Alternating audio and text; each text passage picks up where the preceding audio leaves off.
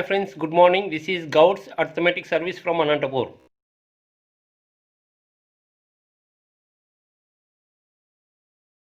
ఇప్పుడు డిస్కస్ చేయబోయే chapter mensuration అండి, ఇంగ్లీష్లో, తెలుగులో వైశాల్యాలు మరియు ఘన పరిమాణాలు. సో ఇందులో నేను square, rectangle, rhombus, trapezium, parallelogram, so ఇట్లా 4 సైడ్స్ ఉన్న ఫిగర్స్ గురించి మాట్లాడతాను. వాటిలో వైశాల్యం ఎట్లా కనుక్కోవాలి ఈ డయాగ్రామ్స్కి, అండ్ వాటిలో ఇంకా డిఫరెంట్ ఏమైనా అడిగితే ఏరియా ఒకటే కాకుండా 2 డైమెన్షనల్ ఫిగర్స్ ఇవన్నీ. సో ఏరియా ఒకటే కాకుండా కర్ణం పొడవు అడగవచ్చు, డయాగనల్స్, లేదా ఒక భుజానికి ఇంకొక భుజానికి మధ్య దూరం ఎంత అని అడగవచ్చు. So different models of questions ఉన్నాయి. సో క్వశ్చన్స్ అన్నీ నెక్స్ట్ వీడియోలో కవర్ చేస్తాను, బట్ ఈ వీడియోలో మాత్రం ఓన్లీ బేసిక్స్ డిస్కస్ చేస్తాను. సో బేసిక్స్ అంటే ఫార్ములాస్, అండ్ కొన్ని దగ్గరలో ఫార్ములాస్ ఎట్లా వచ్చాయి అండ్ ఏ విధంగా క్వశ్చన్స్ అడిగే ఛాన్స్ ఉంది. సో ఇవన్నీ ఈ వీడియోలో డిస్కస్ చేస్తాం. అండ్ దెన్ ఈ 2 డైమెన్షనల్ ఫిగర్స్ అయిపోయిన తర్వాత 3 డైమెన్షనల్ ఫిగర్స్కి వెళ్దాం. 3 డైమెన్షనల్ ఫిగర్స్లో వాటిలో వైశాల్యం కనుక్కోవాల్సి ఉంటుంది, ఘన పరిమాణం కూడా కనుక్కోవాల్సి ఉంటుంది. సో ముందు 2 డైమెన్షనల్ ఫిగర్స్, దాని తర్వాత 3 డైమెన్షనల్ ఫిగర్స్ డిస్కస్ చేస్తాను. సో ఫస్ట్ స్క్వేర్, చతురస్రం దగ్గర నుంచి స్టార్ట్ చేద్దాం. సో ఫస్ట్ స్క్వేర్, చతురస్రం. సో చతురస్రం గురించి మీ అందరికీ తెలిసి ఉంటుంది. సో రఫ్లీ నేను తొందరగా కవర్ చేసేస్తాను. చతురస్రం అంటే ఏంటి అంటే ఇట్లా 4 భుజాలు ఉండాలి, ప్రతి భుజం పొడవు సమానంగా ఉండాలి. సో నేను ఒక భుజం పొడవు ఏ అనుకుంటే మిగిలిన భుజాల పొడవులు కూడా ఏనే ఉండాలి. అండ్ ఏ 2 భుజాలని తీసుకున్నా ఆ 2 భుజాలు ఖచ్చితంగా 90 డిగ్రీల్లో ఒకదాన్నొకటి కలవాలి. ఈ 2 భుజాలు 90 డిగ్రీలు, 90 డిగ్రీలు, 90 డిగ్రీలు, 90 డిగ్రీలు. సో ఇట్లా ఉన్నదాన్ని 4 భుజాలు సమానంగా ఉండి 2 భుజాలు కలిసే దగ్గర 90 డిగ్రీలు ఉంటే ఆ డయాగ్రామ్నే చతురస్రం లేదా స్క్వేర్ అని అంటారు. సో ఇప్పుడు ఈ చతురస్రంలో నాకు వైశాల్యం కావాలి. చతురస్ర వైశాల్యానికి ఫార్ములా భుజము ఇంటూ భుజము, ఏ ఇంటూ ఏ స్క్వేర్. అండ్ ఈ చతురస్రంలో కర్ణం పొడవు కావాలి నాకు. సో కర్ణం పొడవు కనుక్కునే ముందు ఇటు సైడ్ డయాగ్రామ్కి రండి. సో చతురస్రంలో 2 కర్ణాలు గీసే ఛాన్స్ ఉంది నేను. సో ఒక్క కర్ణాన్నేమో నేను D1 అనుకున్నాను, ఇంకో కర్ణాన్నేమో D2 అనుకున్నాను. సో చతురస్రంలో ఆల్వేస్ 2 కర్ణాల పొడవులు అంటే D1, D2 రెండు సమానంగా ఉంటాయి. సో ఆ రెండింటిని నేను D అనుకున్నాను కర్ణం పొడవుని. సో సైడ్ ఏమో ఏ, కర్ణం పొడవేమో D. 2 కర్ణాలు సమానంగా ఉంటాయి కాబట్టి 2 కర్ణాల పొడవులు Dకి సమానం అనుకుంటున్నాను నేను. అండ్ ఇందులో కర్ణాలు ఒకదాన్నొకటి లంబ సమద్విఖండన చేసుకుంటాయి. సో లంబ సమద్విఖండన అంటే ఏంటి? సో ముందు కర్ణాలు ఒకదానికొకటి లంబంగా ఉంటాయి అంటే 90 డిగ్రీస్. సో ఈ కర్ణం ఈ కర్ణానికి ఇక్కడ తీసుకుంటే 90 డిగ్రీస్ ఉంటుంది, ఇక్కడ 90 డిగ్రీస్ ఉంటుంది, ఇక్కడ 90 డిగ్రీస్ ఉంటుంది, ఇక్కడ 90 డిగ్రీస్ ఉంటుంది. సో ఇక్కడ 1, 2, 3, 4 పార్ట్స్ ఉన్నాయి కదా, 2 ఖండించుకునే దగ్గర ఆ 4 కోణాలు 90 డిగ్రీలు ఉంటాయి. సో ఇక్కడ ఒక్కటే కాదు, ఇక్కడ కూడా 90 డిగ్రీలే ఉంటుంది స్క్వేర్లో. అండ్ సమద్విఖండ లంబ అంటే ఏంటో చెప్పాను నేను. సమద్విఖండన అంటే ఎగ్జాక్ట్లీ ఒక్కొక్కటి ఇంకొక దాన్ని హాఫ్ కింద డివైడ్ చేస్తాయి. అంటే టోటల్ D1 ఉంటే ఈ D2 అనేది D1ని ఇటు సగం అయ్యేటట్టు డివైడ్ చేస్తుంది. అంటే ఇటు D1/2, ఇటు కూడా D1/2. D2ని D1 కూడా అట్లానే చేస్తుంది. సో ఇక్కడ D2/2 ఉంటుంది ఇటు సైడ్ హాఫ్, అండ్ ఇటు సైడ్ హాఫ్ కూడా D2/2 ఉంటుంది. సో 2 కర్ణాలు ఒకదాన్నొకటి లంబ సమద్విఖండన చేసుకుంటాయి. ఇంగ్లీష్లో అయితే both the diagonals perpendicularly bisect each other. And ఇప్పుడు కర్ణం పొడవు కావాలి నాకు. సో కర్ణం పొడవు ఈజీలీ ఎట్లా డిరైవ్ చేయొచ్చు అంటే ఇక్కడ నుంచి ఇక్కడికి డ్రా చేస్తే దాన్నే కర్ణం అంటాను. సో D అనుకుంటున్నాను. సో ఇక్కడ నుంచి ఇక్కడికి డ్రా చేస్తే కర్ణం, ఈ కింద ఒక నీకు ట్రయాంగిల్ వస్తుంది, పైన ఒక ట్రయాంగిల్, కింద ఒక ట్రయాంగిల్ వస్తుంది D1 కర్ణం డ్రా చేస్తే. సో కింద ట్రయాంగిల్ ఏం ట్రయాంగిల్? లంబకోణ త్రిభుజం, ఎందుకంటే ఇక్కడ 90 డిగ్రీస్ ఉంటుంది. సో అందులో నాకు ఇది కర్ణం అవుతుంది. సో లంబకోణ త్రిభుజంలో నాకు కర్ణం కావాలి అంటే కర్ణము square is equal to side square plus side square. So A square plus A square 2A square. అదేంటి? కర్ణము స్క్వేర్. కర్ణం కావాలంటే రూట్ వేయాలి. So root of 2A square అంటే A బయటకు వస్తుంది, 2 మాత్రం రూట్లో అట్లనే ఉండిపోద్ది. సో కర్ణం విలువ √2A. సో స్క్వేర్లో మేజర్లీ అడగగలిగే క్వశ్చన్స్, డైరెక్ట్లీ అడగగలిగే క్వశ్చన్స్ ఇవే. సో కొంచెం ఇండైరెక్ట్గా అడిగే క్వశ్చన్స్ ఏంటి అంటే అవి క్వశ్చన్స్ డిస్కస్ చేసినప్పుడు డిస్కస్ చేస్తాను. బట్ నేను అప్లై చేసే most of the formulas and basics are these. వీటిలో నుంచే క్వశ్చన్ సాల్వ్ చేస్తాం. నెక్స్ట్ సెకండ్ డయాగ్రామ్ రెక్టాంగిల్ దీర్ఘ చతురస్రం. సో చతురస్రాన్ని సైడ్ బై సైడ్ పట్టుకుని ఇట్లా కొంచెం లాగితే ఎట్లా ఉంటుందో సో అట్లా దీర్ఘ చతురస్రం ఉంటుంది. ఇందులో ఎదుటి భుజాల పొడవులు సమానం. అంటే ఇది ఎదుటి భుజం, సో వీటి రెండింటి పొడవులు సమానం. ఇది ఎదుటి భుజాలు, వీటి రెండింటి పొడవులు సమానం. సో ఒకటి పొడవు ఒకటి వెడల్పు. సో దీనికి ఎదురుగా ఉన్న భుజం దీనికి సమానం, దీనికి ఎదురుగా ఉన్న భుజం దీనికి సమానం. మరియు ఏ రెండు భుజాలు కలుస్తున్నా వాటి రెండింటి మధ్య కోణం 90 డిగ్రీలు. అంటే ఇది 90, 90, 90, 90. సో అట్లా ఉంటే డయాగ్రామ్ని దీర్ఘ చతురస్రం అంటారు. సో దీర్ఘ చతురస్రంలో ఎదుటి భుజాల పొడవులు సమానం మరియు ఏ రెండు భుజాలు కలిసినా ఆ రెండు భుజాల మధ్యలో కోణం 90 డిగ్రీలు ఉండాలి. అండ్ దీర్ఘ చతురస్ర వైశాల్యం భుజము ఇంటూ భుజము, ఈ దీని లెంత్ పొడవు ఇంటూ వెడల్పు. సో ఇదొక భుజం ఇదొక భుజం, పొడవు ఇంటూ వెడల్పు ఎల్ ఇంటూ బి. దీంట్లో కర్ణం పొడవు మాట్లాడే ముందు కర్ణాల గురించి మాట్లాడదాం. సో సేమ్ మళ్ళీ దీర్ఘ చతురస్రంలో ఈ కర్ణం D1 అనుకుంటున్నాను, ఈ కర్ణం D2 అనుకుంటున్నాను.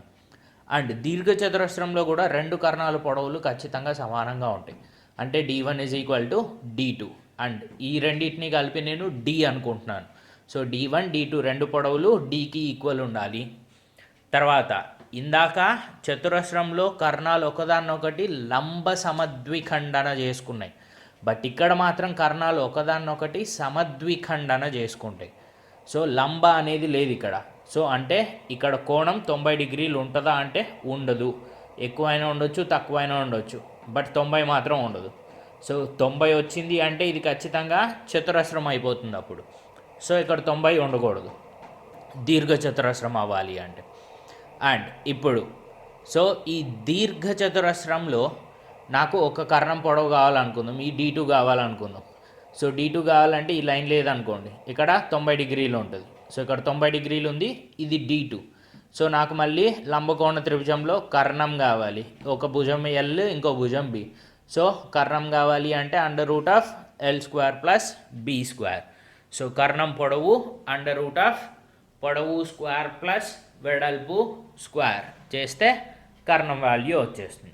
సో రెక్టాంగిల్లో నుంచి కూడా మెజారిటీ ఆఫ్ ద క్వశ్చన్స్ వీటిపైననే వస్తాయి లేదా వీటిని బేస్ చేసుకునే వస్తాయి. నెక్స్ట్ డయాగ్రామ్కి వెళ్దాం. డయాగ్రామ్ సమాంతర చతుర్భుజం ప్యారలలోగ్రామ్ అండి. సమాంతర చతుర్భుజం అంటే ఏం లేదు, దీర్ఘ చతురస్రం యొక్క ఎదుటి శీర్షాల పైన చేయి పెట్టి దగ్గరికి ప్రెస్ చేస్తే, అంటే ఇక్కడ దీర్ఘ చతురస్రంలో ఈ రెండు పాయింట్ల పైన చేయి పెట్టి ఇట్లా లోపలికి ప్రెస్ చేస్తే వచ్చే డయాగ్రామ్నే ప్యారలలోగ్రామ్. సో ఇది కొంచెం టిల్ట్ అవుతుంది అనమాట. నార్మల్గా ఇక్కడ దీర్ఘ చతురస్రంలో 90 డిగ్రీలు ఉండాలి, ఇక్కడ. బట్ ఇందులో 90 డిగ్రీలు ఉండదు, ఎక్కువ కానీ తక్కువ కానీ ఉంటుంది ఖచ్చితంగా. సో సమాంతర చతుర్భుజం అంటే ఏంటి అంటే ఎదుటి భుజాలు సమాంతరంగా ఉంటాయి. అంటే ఇది సమాంతరంగా ఉండాలి, ఈ భుజం సమాంతరంగా ఉండాలి. అంటే ఇట్లయినా ఉండొచ్చు డయాగ్రామ్, ఇట్లయినా ఉండొచ్చు, ఎటు సైడ్ అయినా టిల్ట్ అయ్యే ఛాన్స్ ఉంది డయాగ్రామ్కి. సో ఎదుటి భుజాలు సమాంతరంగా ఉన్నప్పుడు ఖచ్చితంగా ఎదుటి భుజాల పొడవులు సమానంగా ఉంటాయి.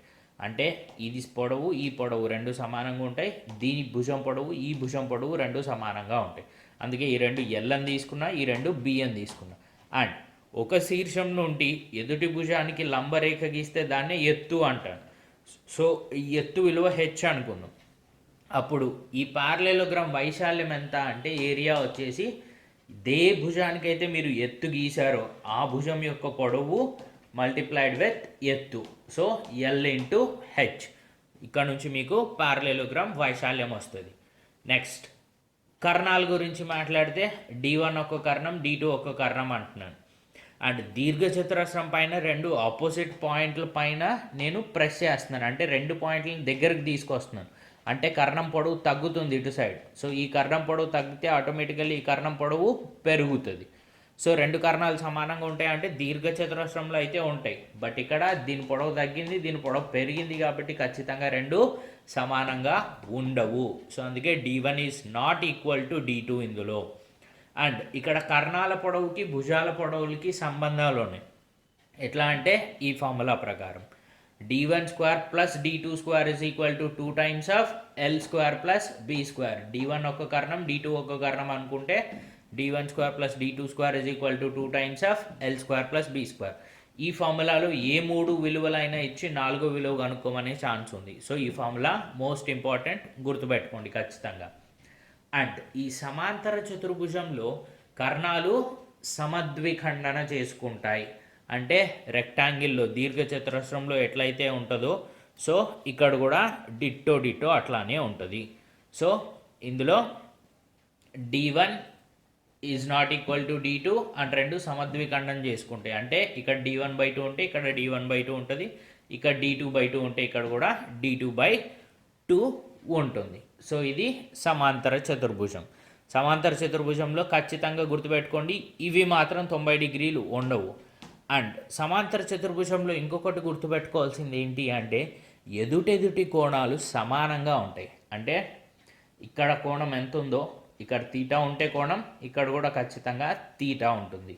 అండ్ ఇక్కడ ఆల్ఫా ఉంటే కోణం ఇక్కడ కూడా ఖచ్చితంగా ఆల్ఫా ఉంటుంది. మరియు పక్క కోణాల మొత్తం 180 డిగ్రీలు ఉండాలి. సో ఇది తీటా ఉంటే ఇది 180 మైనస్ తీటా. సో ఇది ఆల్ఫా ఉంటే ఇది 180 మైనస్ ఆల్ఫా.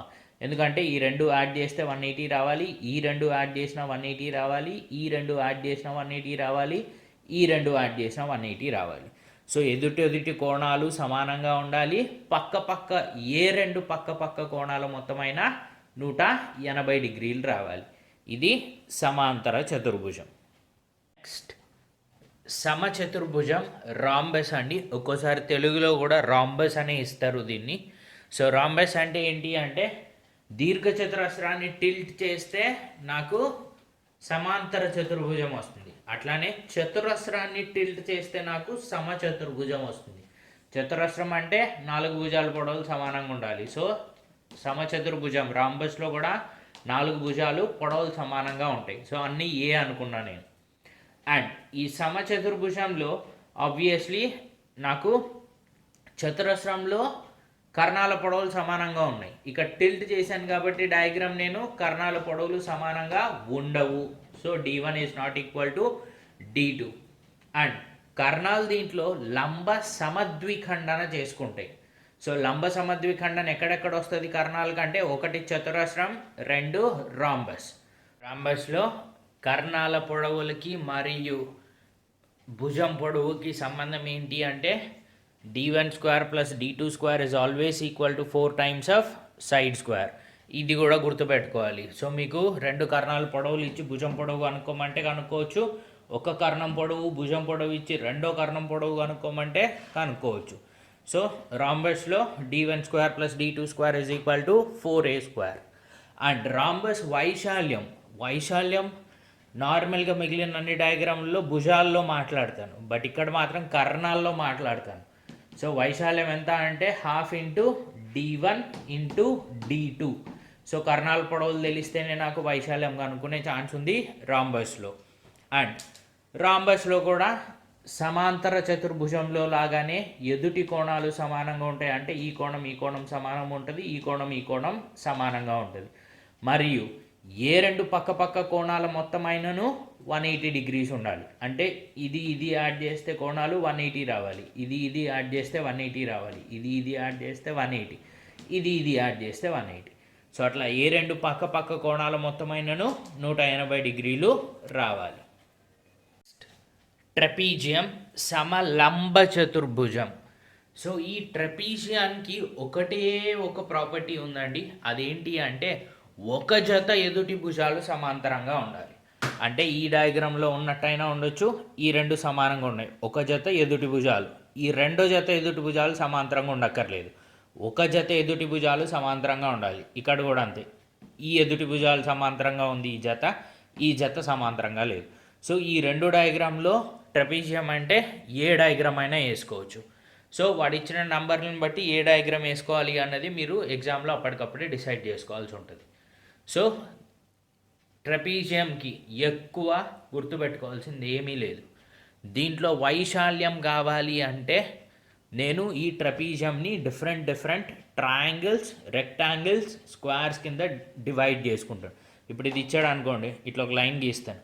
ఇట్లా ఒక లైన్ గీస్తే ఇక్కడ ఒక త్రిభుజం ఏర్పడుతుంది. ఇక్కడ ఒక లైన్ గీస్తాను, ఇక్కడ ఒక త్రిభుజం ఏర్పడుతుంది. ఈ త్రిభుజానికి మధ్యలో అంతా నాకు చతురస్రం కానీ దీర్ఘ చతురస్రం కానీ ఏర్పడుతుంది. సో నాకు త్రిభుజం ఏరియాకి వైశాల్యానికి ఫార్ములా తెలుసు, చతురస్రం, దీర్ఘ చతురస్రం, వైశాల్యాల ఫార్ములాలు తెలుసు.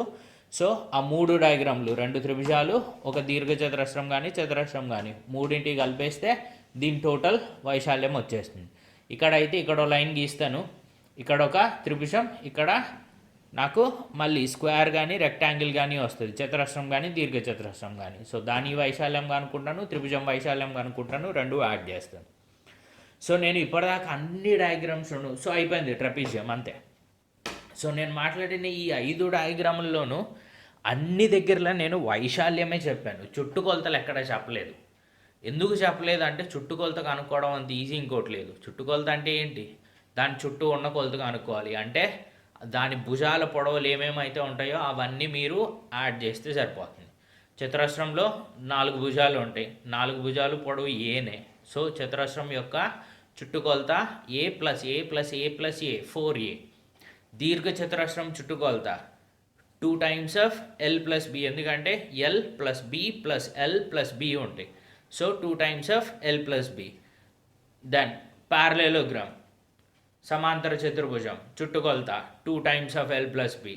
దెన్ రాంబస్ చుట్టుకొలత 4a. ట్రపీజియం చుట్టుకొలత 4 భుజాలు తెలిస్తే 4 భుజాలు సమ్ చేస్తాను, యాడ్ చేసేస్తే నాకు ట్రపీజియం చుట్టుకొలత వస్తుంది. సో ఇవి 2 dimensional diagrams and చతుర్భుజాలు.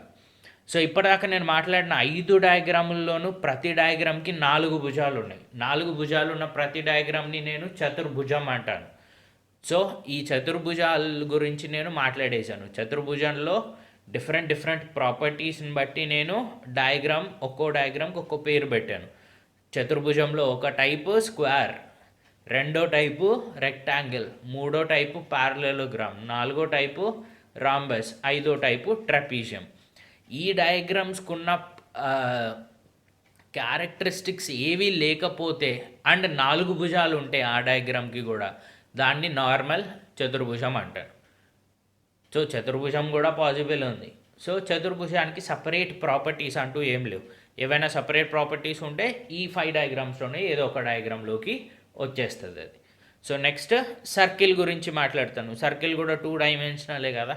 So circle గురించి మాట్లాడి దెన్ 3 డైమెన్షనల్ ఫిగర్స్కి వెళ్దాం. ట్రపీజియం ఏరియాకి ఫార్ములా కావాలి అనుకుంటే అండి మీరు వాటిని ట్రయాంగిల్స్ కింద డివైడ్ చేసి అదంతా కాకుండా డైరెక్ట్ ఫార్ములా ఏమైనా ఉందా అంటే ఉంది.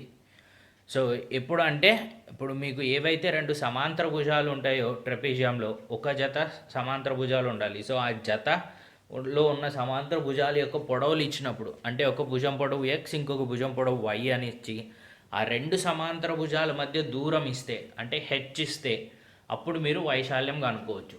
వైశాల్యానికి formula ½ x + y × h.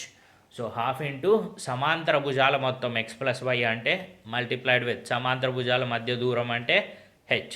So ½ సమాంతర భుజాల మొత్తం ఇంటూ సమాంతర భుజాల మధ్య దూరం. డైరెక్ట్గా ఇది ఎప్పుడు అంటే సమాంతర భుజాల విలువలు ఇచ్చి వాటి రెండింటి మధ్య దూరం ఇస్తే ఈ ఫార్ములా వాడేయచ్చు మీరు. అండ్ ట్రపీజియంలో ఈ డయాగ్రామ్కే వాడాలా, ఇంకో డయాగ్రామ్కి కూడా వాడవచ్చా సార్ అంటే 2 డయాగ్రామ్లకి వాడచ్చు మీరు. ఈ formula is applicable to all trapeziums. Circle అండి వృత్తం. సో వృత్తం యొక్క వ్యాసార్థం r అనుకుంటే, సో వృత్తం యొక్క వైశాల్యం ఫార్ములా πr². పై అంటే ఇక్కడ 22/7 అని తీసుకుంటాను. దెన్ వృత్తం యొక్క చుట్టుకొలత 2πr. సో r అనేది వ్యాసార్థం. సో వ్యాసం కావాలి అంటే 2 times of r తీసుకుంటే వ్యాసం వచ్చేస్తుంది వృత్తానికి. నెక్స్ట్ వృత్తంలో వృత్త కేంద్రం వద్ద నుంచి ఇటు నుంచి వృత్తం యొక్క చుట్టుకొలత పైన పెరిమీటర్ పైన ఉన్న ఒక పాయింట్కి ఇక్కడ నుంచి ఇక్కడికి ఒక గీత, ఇక్కడ నుంచి ఒక లైన్ డ్రా చేశాను. సో ఈ పార్ట్ ఏదైతే ఉందో OAB, ఈ OAB అనే పార్ట్ని సెక్టర్ అని పిలుస్తారు. తెలుగులోనూ సెక్టర్ అనే అంటారు, ఇంగ్లీష్లో కూడా సెక్టర్ అనే అంటారు. సో ఈ ఓఏబి యొక్క వైశాల్యం కనుక్కోవాలి అంటే నాకు ముందు ఇక్కడ చేస్తున్న కోణం తీటా వాల్యూ తెలియాలి. తీటా వాల్యూ తెలిస్తేనే దీని వైశాల్యం కనుక్కునే ఛాన్స్ ఉంది. సో తీటా వాల్యూ తెలిస్తే దాని ఫార్ములా ఏంటి అంటే θ/360 ఇంటూ వృత్తం యొక్క వైశాల్యం అంటే πr². సో ఈ మొత్తం వృత్తం యొక్క వైశాల్యం πr². సో అందులో దీని వైశాల్యం ఎంత ఉంటుంది అంటే θ/, టోటల్ యాంగిల్ అంతా 360. So θ/, total angle 360 into πr². ఇప్పుడు ఈ θ 180 డిగ్రీస్ అయింది అనుకోండి. 180 డిగ్రీస్ అంటే ఎగ్జాక్ట్లీ హాఫ్ ఉంటుంది. సో ఎంత వైశాల్యం ఉంటుంది అంటే హాఫ్ వైశాల్యమే తీసుకుంటాను నేను సెక్టర్కి. సో అట్లా డిఫరెంట్ θ వాల్యూస్కి నాకు సెక్టర్కి డిఫరెంట్ వైశాల్యాలు వస్తాయి. సో ఎట్లా తెలుస్తుంది అంటే θ/, టోటల్ సర్కిల్లో ఉన్న ఇంటర్నల్ యాంగిల్ 360 ఇంటూ సర్కిల్ యొక్క వైశాల్యం πr². దెన్ ఏబి, ఈ కర్వ్ ఉంది కదా ఏ నుంచి బి దాకా, ఈ కర్వ్ని చాపం అంటారు తెలుగులో, ఇంగ్లీష్లో అయితే ఆర్క్. సో ఈ ఏబి చాపం పొడవు కావాలి అంటే మళ్ళీ θ/, టోటల్ యాంగిల్ 360 ఇంటూ ఇది ఓన్లీ ఒక లైన్. సో సర్కిల్ యొక్క చుట్టుకొలతలో ఇది కొంత పార్ట్ ఉంది. సో సర్కిల్ యొక్క చుట్టుకొలత ఎంత అంటే 2πr. దాంట్లో ఇదంత పార్ట్ ఉంది అంటే θ/360 పార్ట్ ఉంది.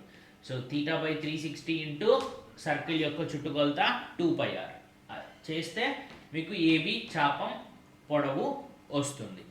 సో ఇవి 2 డైమెన్షనల్ ఫిగర్స్లో నుంచి మీకు వచ్చే క్వశ్చన్స్ అండ్ వాటికి సంబంధించిన ఫార్ములాస్ అండ్ బేసిక్స్ అనుకోండి. సో అండ్ కొన్ని వచ్చేసి ట్రయాంగిల్ పైన త్రిభుజం యొక్క వైశాల్యం ఆ ఫార్ములాస్ ఉంటాయి. ఆల్రెడీ త్రిభుజం యొక్క వైశాల్యానికి ఉన్న ఫార్ములాస్ అన్నీ నేను డిస్కస్ చేశాను జామెట్రీ చాప్టర్లో. సో ఎవరికైనా ఏమైనా డౌట్స్ ఉంటే ట్రయాంగిల్ యొక్క వైశాల్యానికి ఫార్ములాస్ ఒకసారి జామెట్రీ చాప్టర్ మళ్ళీ రెఫర్ చేయండి. నా నేను 3 డైమెన్షనల్ ఫిగర్స్కి మూవ్ అవుతున్నాను. నెక్స్ట్ 3 డైమెన్షనల్ డయాగ్రామ్స్లో ఫస్ట్ వచ్చేసి క్యూబ్ అండి, ఘనం. సో ఘనం అంటే ఏం లేదు, నార్మలీ మనం ఉన్న రూమ్స్ ఉంటాయి కదా, ఆ రూమ్స్ అన్నీ నార్మల్గా ఘనపుటాకారంలో ఉంటాయి. సో ఈ ఘనంలో ఏంటి అంటే ప్రతి వాల్ ఏదైతే ఉంటుందో, మనం ఉన్న రూమ్లో 6 వాల్స్ ఉంటాయి, టాప్ బాటము పక్కన 4 వాల్స్. సో ఈ అన్ని వాల్స్ ఖచ్చితంగా స్క్వేర్ ఫార్మాట్లో చతురస్రాకారంలోనే ఉండాలి. అండ్ సో ఈ ఘనం యొక్క భూమి పొడవు ఎంత ఉందో భూమి వెడల్పు అంతే ఉండాలి అండ్ ఎత్తు అంతే ఉండాలి. సో ప్రతి సైడ్ ఎక్కడ కొలిచినా కూడా, ఏ సైడ్ కొలిచినా కూడా ఏ అంతే ఉండాలి. సో ఇట్లాంటి ఘనం ఉంటే ఈ ఘనం యొక్క ఘన పరిమాణం నార్మల్గా 2 డైమెన్షనల్ ఫిగర్స్లో అయితే కనుక వైశాల్యాల గురించి మాట్లాడతాను. బట్ ఇది 3 డైమెన్షనల్ ఫిగర్ కాబట్టి ఘన పరిమాణం ఉంటుంది. ఘన పరిమాణం అంటే ఏం లేదండి, దీని లోపల ఎంతైతే మనం వాటర్, ఎన్ని లీటర్లు అయితే వాటర్ పట్టించగలుగుతామో దాన్ని ఘన పరిమాణం అంటారు. సో ఆ ఘన పరిమాణాన్ని ఎట్లా కొలుస్తాను అంటే నేను పొడవు ఇంటూ వెడల్పు ఇంటూ ఎత్తు, పొడవు ఏ, వెడల్పు ఏ, ఎత్తు ఏ. సో ఘన పరిమాణం ఏ క్యూబ్. ప్రక్కతల వైశాల్యం, సంపూర్ణతల వైశాల్యం. సో ఇప్పుడు మీరున్న రూమ్లో టాప్ బాటమ్ వదిలేసి మిగిలిన సైడ్కున్న వాటన్నిటి వైశాల్యాన్ని కొలిస్తే అది ప్రక్కతల వైశాల్యం. ఆ ప్రక్కతల వైశాల్యానికి టాప్ బాటమ్ వైశాల్యం కూడా యాడ్ చేస్తే సంపూర్ణతల వైశాల్యం. సో మీరు ఒక రూమ్లో ఉంటే రూమ్లో మీకు టాప్ బాటమ్ వదిలేసి మీ చుట్టూ ఎన్ని వాల్స్ ఉంటాయి? 4 వాల్స్ ఉంటాయి.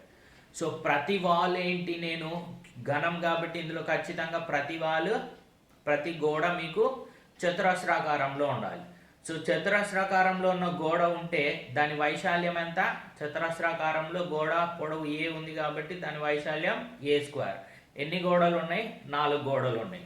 సో ప్రక్కతల వైశాల్యం ఎంత? ఒక్కో గోడ a², 4 గోడలు ఉన్నాయి, 4a². సంపూర్ణతల వైశాల్యం ఎంత?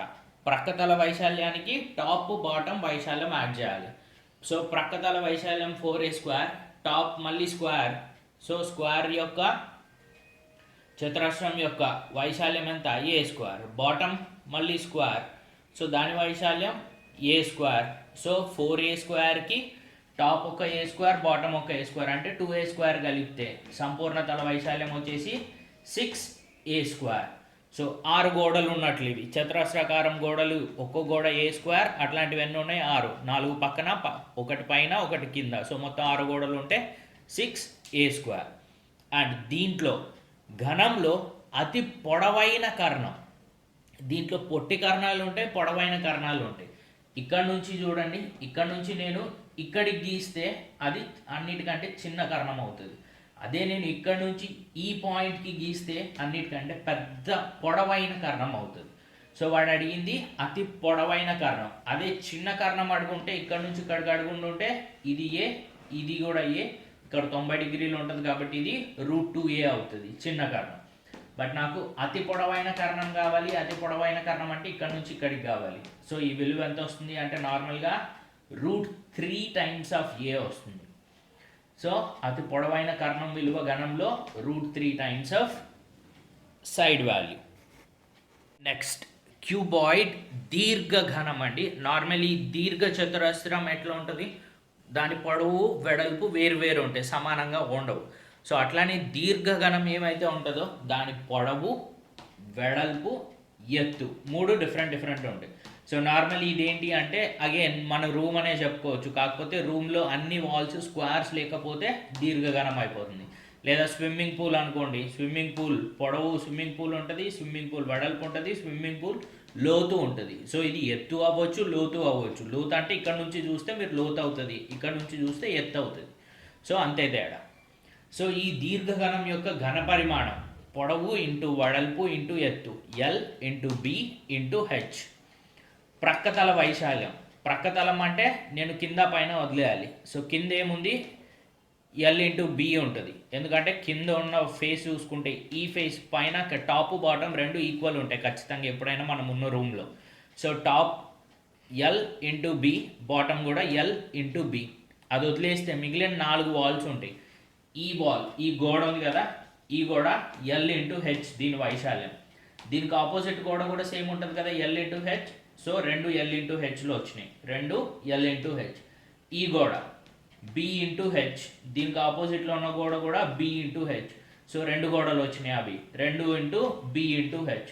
సో ప్రక్కతల వైశాల్యం ఏంటి అంటే L/H ఒకటి, దీని ఆపోజిట్ L/H 2LH, BH, ఇంకో BH 2BH. సో మొత్తం 4 గోడలు వచ్చినాయి. ఇదో గోడ 2 2 × 2 4 గోడలు, 2 times of LH plus BH. ఇది ప్రక్కతల వైశాల్యం.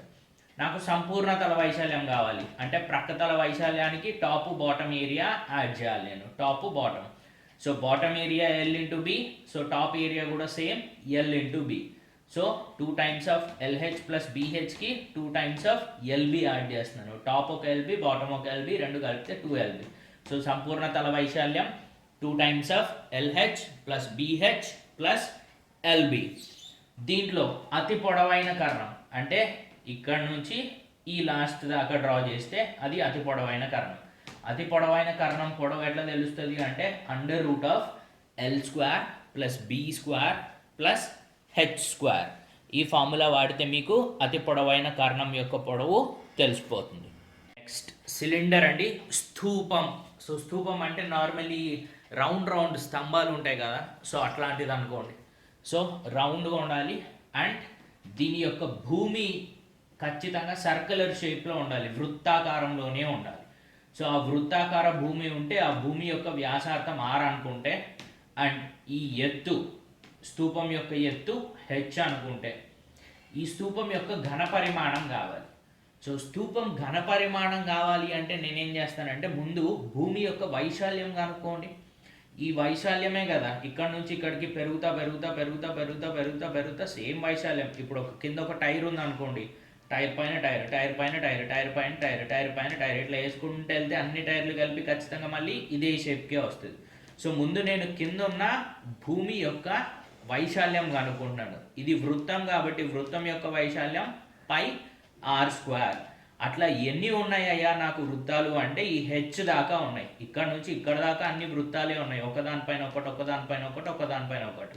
సో ఇట్లా ఎన్ని వృత్తాలు ఉన్నాయ్యా అంటే H దాకా ఉన్నాయి. సో భూమి యొక్క వైశాల్యం πr² ఇంటూ ఎత్తు, సో πr²H కలిపితే ఘన పరిమాణం వస్తుంది దీన్ని. తర్వాత ప్రక్కతల వైశాల్యం. నా ప్రక్కతల వైశాల్యం అంటే మీకు ఈ చుట్టూ గోడలు ఎట్లా ఉండాలి అని చెప్పాను, ఖచ్చితంగా వృత్తాకారంలో ఉండాలి. సో ఆ వృత్తాకారంలో మీరు స్పర్శించగలిగే పార్ట్ ఏముంటుంది, మీరు ముట్టుకోగలిగే పార్ట్ ఏముంటుంది. ఇప్పుడు మీ ఇంట్లో పెద్ద స్తంభం ఉంది అనుకుందాం. సో స్తంభంలో మీరు ముట్టుకోగలిగిన పార్ట్ ఏంటి అంటే స్తంభం యొక్క బయట ఉన్న సర్ఫేస్ని మాత్రం ముట్టుకోగలుగుతారు. సో ఆ స్తంభం అన్నీ కాకుండా ఒక టైర్ అనుకుందాం, ముందు టైర్ పైన టైర్, టైర్ పైన టైర్, అట్లా వెళ్దాం మళ్ళీ. సో ఒక టైర్ ఉంటే మీరు టైర్ని ఎక్కడ ముట్టుకోగలుగుతారు అంటే టైర్ బయట పార్ట్ ముట్టుకోగలుగుతారు. సో మీరు ముట్టుకోగలిగిన పార్ట్ పొడవు ఎంత ఉంటుంది, మీరు ముట్టుకోగలిగిన పార్ట్ వచ్చేసి సర్కిల్ యొక్క చుట్టుకొలత, అంతేనా. సో సర్కిల్ చుట్టుకొలత ఎంత, 2πr. అట్లా ఎన్ని సర్కిల్స్ పెట్టుకుంటే వెళ్ళారు మీరు, హెచ్ దాకా. సో ప్రక్కతల వైశాల్యం ఎంత అంటే 2πr ఇంటూ హెచ్. సో నేను ఓన్లీ పక్కతలం గురించి మాట్లాడుతున్నాను. సో మళ్ళీ సంపూర్ణ తల వైశాల్యం అంటే ప్రక్కతల వైశాల్యం తీసుకోవాలి plus top bottom areas add చేయాలి. టాప్ ఒక సర్కిల్, బాటమ్ ఒక circle. Circle area πr² plus ఇది ఒక πr², ఎంత అయింది 2πr². సో ప్రక్కతల వైశాల్యం 2πrh plus top and bottom area కలిపితే 2πr². నెక్స్ట్ కోన్ అండి, శంకువు. సో శంకువు అంటే నార్మలీ ఈ ఐస్ క్రీమ్ కోన్ ఉంటుంది కదా, సో అట్లాంటి ఐస్ క్రీమ్ కోన్ కింద కానీ పైన కానీ ఏదో ఒక సర్ఫేస్ సర్కిల్ ఉంటుంది, ఇంకో సర్ఫేస్ క్లోజ్డ్ ఎండ్ ఉంటుంది. సో ఈ భూమి యొక్క వ్యాసార్థం ఇది మళ్ళీ ఖచ్చితంగా వృత్తాకారంలోనే ఉంటుంది, భూమి కానీ తల కానీ ఏదో ఒక సైడ్. సో ఈ వ్యాసార్థం ఆర్ అనుకుంటున్నాను, శంకు యొక్క ఎత్తు హెచ్, శంకు యొక్క ఏటవాలి ఎత్తు ఎల్. సో ఇక్కడ నుంచి ఇక్కడికి ఉంది కదా, దీన్నే నేను ఏటవాలి ఎత్తు అంటారు. So L. సో ఈ ఏటవాలి ఎత్తు ఎట్లా వస్తుంది అంటే L² = R² + H². ఇక్కడ చూడండి, ఇక్కడ త్రిభుజం ఉంది. ఇదేం త్రిభుజం అంటే లంబకోణ త్రిభుజం. లంబకోణ త్రిభుజంలో కర్ణము స్క్వేర్ = భుజము స్క్వేర్ ప్లస్ భుజము స్క్వేర్. సో అట్లా L² = R² + H². ఇప్పుడు శంకువు యొక్క ఘన పరిమాణం నార్మలీ ఇంతకు ముందేమో నేను భూమి యొక్క వైశాల్యం కనుక్కొని ఇంటూ ఎత్తు చేస్తే ఘన పరిమాణం వస్తుంది అని చెప్పాను, దేనికి, సిలిండర్కి. సో బట్ దీనికి అట్లా కాదు. సో ఇది రెగ్యులర్ ఫిగర్ కాదు. రెగ్యులర్ ఫిగర్ అంటే ఏంటి అంటే ఈ ఏవైతే గోడలు ఉన్నాయో అవి స్ట్రైట్ ఉండాలి. సో దీనికి గోడలు స్ట్రైట్ ఉన్నాయా అంటే లేవు, ఇట్లా స్లాంట్గా ఉన్నాయి. సో అందుకని దీనికి అట్లాంటి ఫార్ములా అప్లికబుల్ అవ్వదు.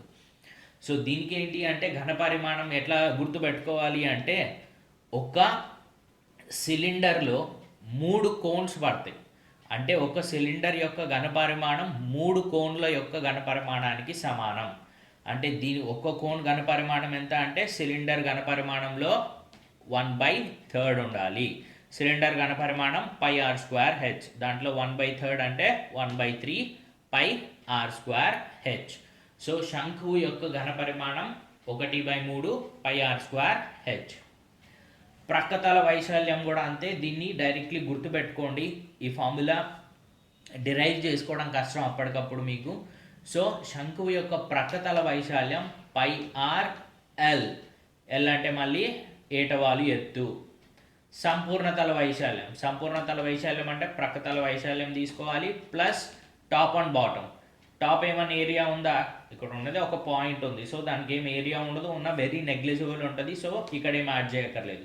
Bottom circle. సో వృత్తం యొక్క వైశాల్యం πr². సో అందుకే ప్రక్కతల వైశాల్యం ప్లస్ బాటమ్ యొక్క వైశాల్యం πr² కలిపితే సంపూర్ణతల వైశాల్యం. సో ఇది శంకువు యొక్క ఫార్ములాస్. 3 డైమెన్షనల్ ఫిగర్స్లో లాస్ట్ అండి స్పియర్, గోళం. గోళం అంటే ఏం లేదు, నార్మల్ మన ఫుట్బాల్ ఉంటుంది కదా. So 3 dimensional circle. సో ఎక్కడ ముట్టుకున్నా సర్కిలే ఉంటుంది ఫుట్బాల్ మొత్తం. సో దాన్నే గోళం అని అంటారు. మన గోళీలు అనుకోండి, అది కూడా గోళమే. సో క్రికెట్ బాల్ గోళం. సో వీటన్నిటిని స్పియర్స్, గోళాలు అంటాను. దీనికి ఒకటే ఒక డైమెన్షన్ ఉంటుంది, ఏంటి అంటే దాని సెంటర్ నుంచి దాని పెరిమీటర్ పైన ఏదైనా పాయింట్కున్న లైన్ గీస్తే దాన్ని వ్యాసార్థం ఆర్ అంటాను. సో దీన్ని బేస్ చేసుకుని నేను ఘనపరిమాణం, సంపూర్ణతల వైశాల్యం, ప్రక్కతల వైశాల్యం కనుక్కోవాల్సిందే. సో గోళం యొక్క ఘనపరిమాణం వచ్చి 4/3 πr³. ఈ ఫార్ములా కూడా గుర్తుపెట్టుకోవాలి మీరు, 4/3 πr³. ప్రక్కతల వైశాల్యం వచ్చి 4πr².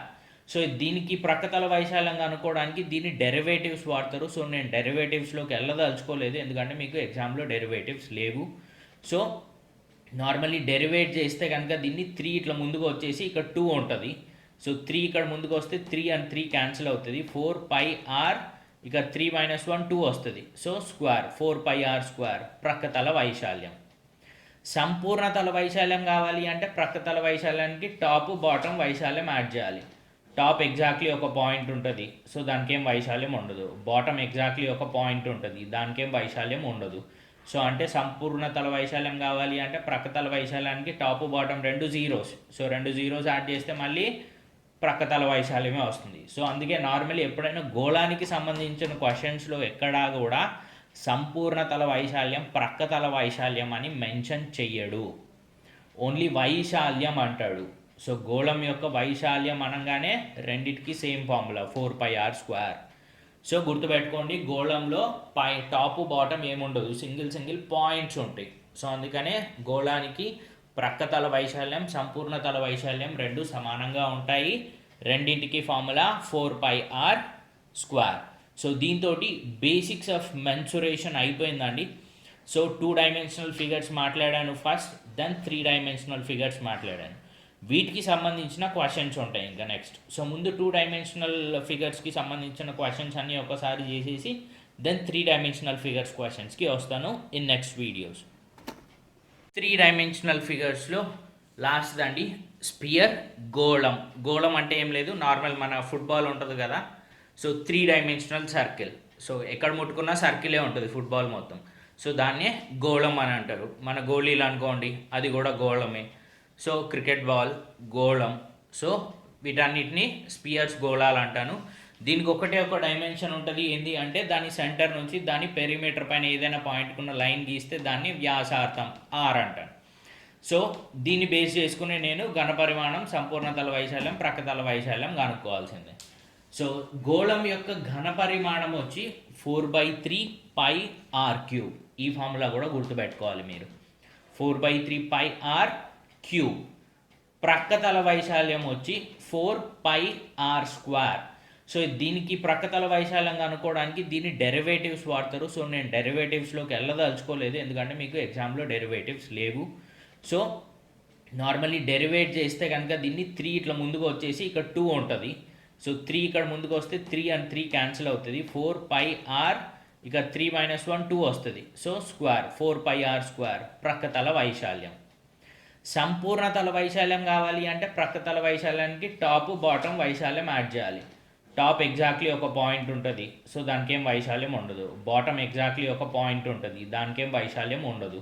సో అంటే సంపూర్ణ తల వైశాల్యం కావాలి అంటే ప్రక్కతల వైశాల్యానికి top bottom 2 zeros. So 2 zeros add చేస్తే మళ్ళీ ప్రక్కతల వైశాల్యమే వస్తుంది. సో అందుకే నార్మల్లీ ఎప్పుడైనా గోళానికి సంబంధించిన క్వశ్చన్స్లో ఎక్కడా కూడా సంపూర్ణ తల వైశాల్యం ప్రక్కతల వైశాల్యం అని మెన్షన్ చెయ్యడు, ఓన్లీ వైశాల్యం అంటాడు. సో గోళం యొక్క వైశాల్యం అనగానే రెండిటికి same formula 4πr square.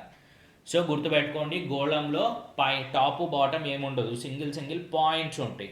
So అందుకనే గోళానికి ప్రక్కతల వైశాల్యం, సంపూర్ణ తల వైశాల్యం రెండు సమానంగా ఉంటాయి. రెండింటికి ఫార్ములా 4πr స్క్వేర్.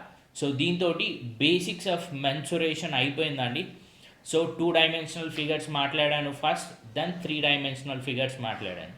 వీటికి సంబంధించిన క్వశ్చన్స్ ఉంటాయి ఇంకా నెక్స్ట్. సో ముందు 2 డైమెన్షనల్ ఫిగర్స్కి సంబంధించిన క్వశ్చన్స్ అన్నీ ఒకసారి చేసేసి దెన్ 3 డైమెన్షనల్ ఫిగర్స్ క్వశ్చన్స్కి వస్తాను ఇన్ నెక్స్ట్ వీడియోస్.